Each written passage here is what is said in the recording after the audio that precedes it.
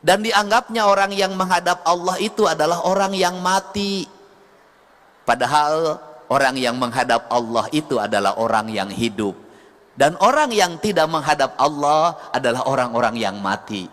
Sesungguhnya panggilan azan itu adalah panggilan untuk orang agar kematian berubah jadi kehidupan.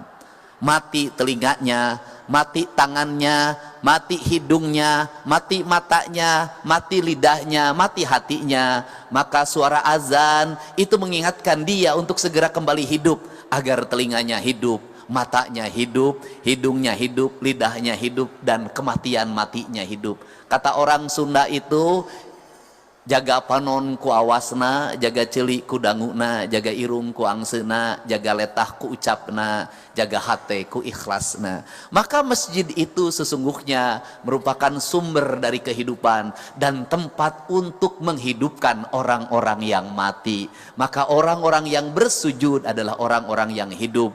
Orang-orang yang tidak pernah bersujud itu adalah orang-orang yang mati.